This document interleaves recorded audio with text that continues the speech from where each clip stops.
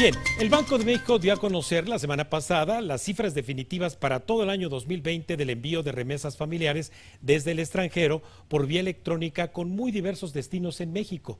Los datos no solo son históricamente altos, sino que se explican por muy diversas razones en un año de crisis derivada del confinamiento.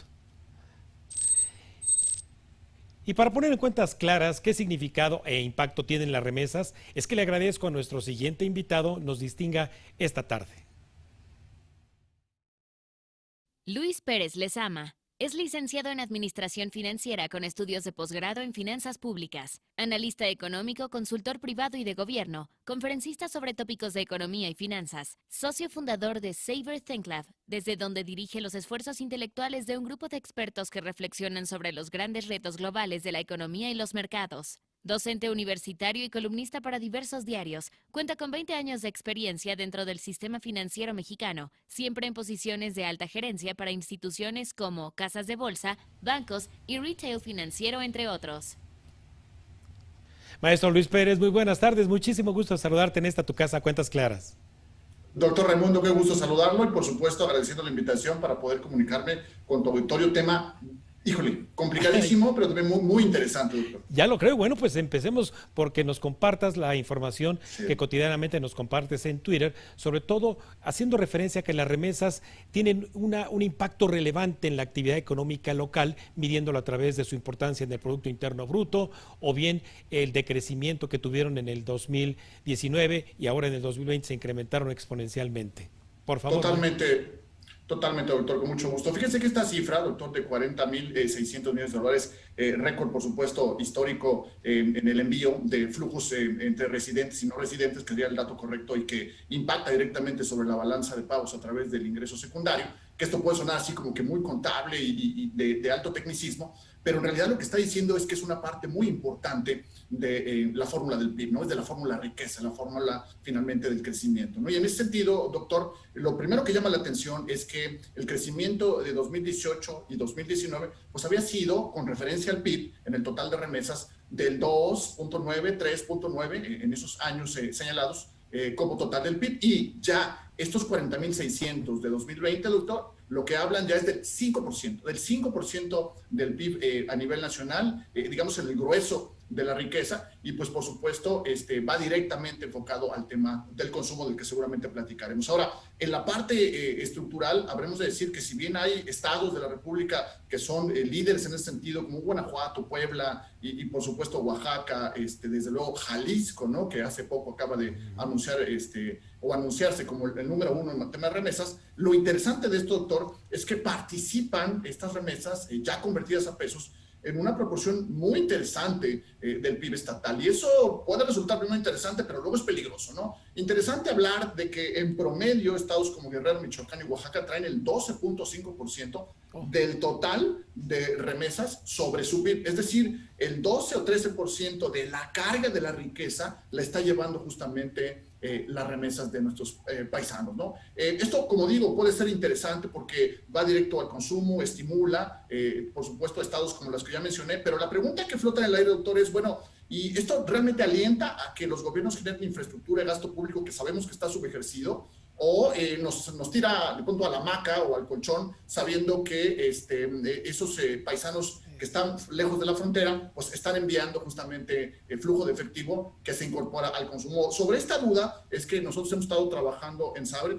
y lo primero que nos llama la atención en este sentido es que no debiéramos hacer caravana con sombrero ajeno y deberíamos esforzarnos un poquito más porque la infraestructura y el gasto público pueden acompañar, y le voy a platicar por qué, ¿no? Está plenamente documentado, doctor, que las remesas cuando ingresan al territorio nacional, pues son obviamente una especie de motor prestado, ¿no? Si bien van directo al consumo y el consumo es importante, están en este momento alimentando la desordenada formación de precios, porque están enfocadísimos en los temas de salud, alimentación y por supuesto manutención y mantenimiento de los hogares. Sin embargo, habría que enfocar estos estados, ¿no? Incluidos ahora los más pequeños, que voy a mencionar, como por supuesto Veracruz, Puebla, Oaxaca, que tienen un menor nivel de remesas, en un escenario productivo, doctor. ¿Cómo hacer que este dinero no solamente llegue directo al consumo, porque no está siendo suficiente, y vimos el dato de consumo que usted lo maneja muy bien, con 2 dígitos de caída, no está siendo suficiente para repuntar el Producto Interno Bruto, y por otro lado no está yendo a multiplicarse a través de una dinámica, por supuesto, de reparto, de productividad, de empleo, de generación de oportunidades. Entonces, en este primer análisis, doctor, claroscuros, ¿no? Récord, pero otra vez caravana con sombrero ajeno, más que milagro. Lo que tiene que ser ya un milagro es la reactivación económica en México, y no puede depender únicamente de remesas, porque finalmente este dato es superior, el de remesas, inclusive la inversión extranjera directa, que es ahí, doctor, donde exactamente están los empleos y donde no se está llegando a las metas objetivas. Maestro, en razón justamente de que tienen un impacto local esas remesas, ¿por qué razón no se destina o se destina muy poco al ahorro por parte de quien recibe esas remesas? Por supuesto, la población que recibe estas remesas fundamentalmente tiene poco acceso a la bancarización, ¿no? Hay un tema de inclusión financiera antiquísimo que tenemos que revisar, pero también el ticket promedio es muy importante revisar, porque el ticket promedio explica, ¿no? ¿Qué es el ticket promedio? ¿Cuánto en promedio reciben las familias residentes de los no residentes, ¿no? Y el $363, esa es la clave, ¿no? $363 ha sido el promedio en 2020 de lo que reciben los mexicanos. En ese sentido, pues estamos hablando de unos 6,000 pesos, ¿de acuerdo? Entonces, ese importe está muy comprometido ya para aspectos de salud, porque no hay una infraestructura de respaldo, es decir, un programa de salud que apoye en este momento a quienes sufren de la enfermedad o de la crisis, ¿no? Consecuente de la falta de ingresos, del desempleo o de la pérdida de una oportunidad a través de una pyme. O sea, se conectan 3 falanges ahí, y por supuesto no alcanza para poner en tiempo, hablemos de dinero, ¿no? De dinero en el tiempo, para poner en tiempo, en el presente, esas deudas, esos compromisos que se vienen generando desde hace tiempo. Entonces, no hay una dispersión hacia el ahorro, porque hay un gasto comprometido, doctor. Bien, finalmente, maestro Luis Pérez, ¿qué podríamos esperar entonces para el 2021? ¿Otra vez a superar los 40,606 millones o cuál es tu pronóstico? Bueno, lo más preocupante es que esto pueda convertirse en una discusión política, o que no lleguemos a un acuerdo, ¿no? Habrá claroscuros.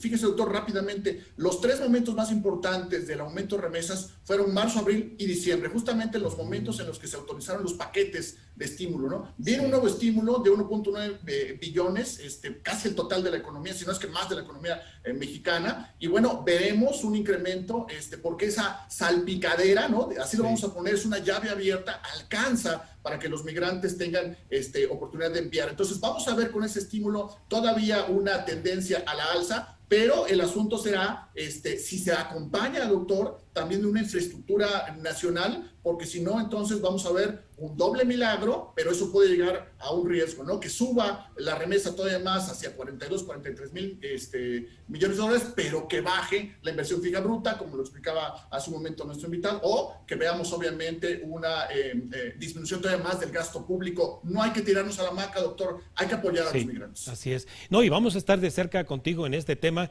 que nos compartes en tu cuenta de Twitter, quien aparece ahorita en la parte baja de la pantalla, para que nuestro auditorio te siga y estemos más al día con respecto a estos ejercicios de estadísticos que llevas a cabo en SEBER.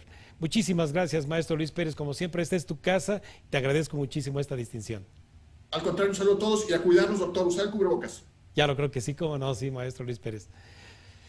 Bien, bueno, pues vamos ahora con la cápsula de investigación deportivo-financiera de esta semana, en la que le compartimos el modelo de negocio y salarios en los deportes profesionales, particularmente en Estados Unidos.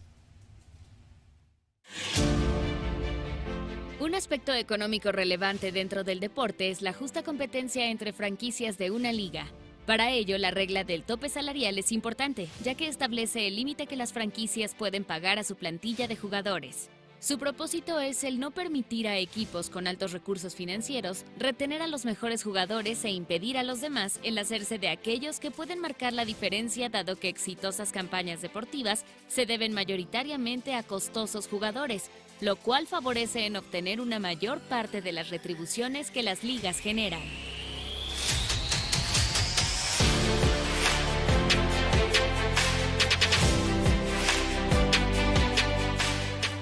En ligas profesionales como la NFL y la National Hockey League, antes del inicio de cada temporada se establece un tope salarial. el cual es calculado con datos relacionados al ingreso proyectado que generará la liga, entre otros factores. En las más recientes temporadas para ambas ligas, la NFL estableció como tope salarial un total de $198.2 millones a distribuir entre 53 jugadores por equipo de fútbol americano y $81.5 millones entre 23 jugadores de hockey.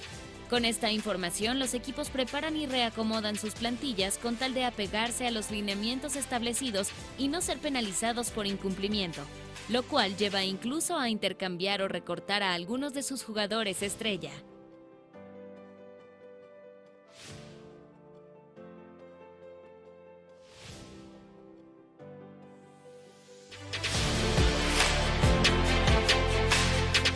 En el periodo vacacional, la NBA realiza el cálculo del tope salarial, que para la presente temporada se estableció fuera de $109 millones.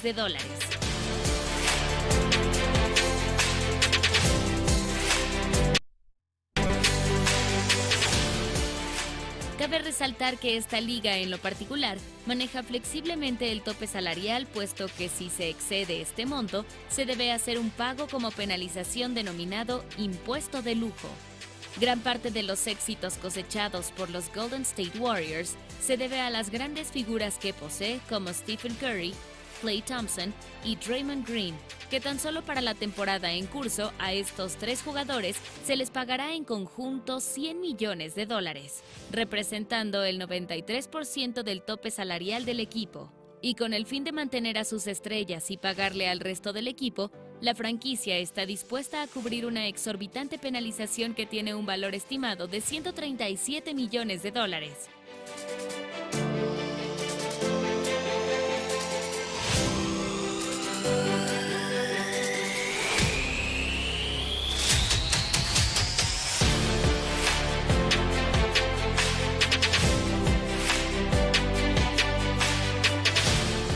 Un caso particular ocurre en la Major Baseball League, que ante la falta de un acuerdo entre jugadores y propietarios de los equipos por establecer un tope salarial, la liga se maneja por un balance competitivo de impuestos, el cual para la temporada 2020 fue de $208 millones y que de sobrepasarse se paga un impuesto de lujo que aumenta porcentualmente para las siguientes temporadas si se sigue incumpliendo.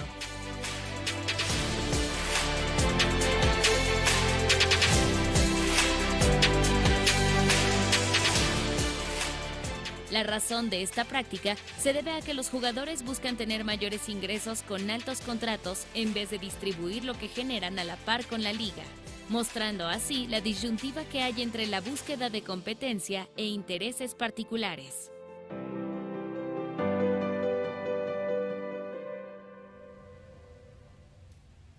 ¿Se imagina usted los topes salariales en el fútbol mexicano? Tal vez los jóvenes rendirían un poco más, pero bueno, ahí se la dejo. Llegamos así al final de este programa de Economía y Finanzas con cuentas claras para ustedes, agradeciendo como siempre la gentileza de su atención e invitándola a que nos vea y escuche la semana próxima con más cuentas claras. El martes en vivo y el sábado próximo en repetición a la misma hora y mismo canal, Agencia Mexiquense de Noticias 34.2.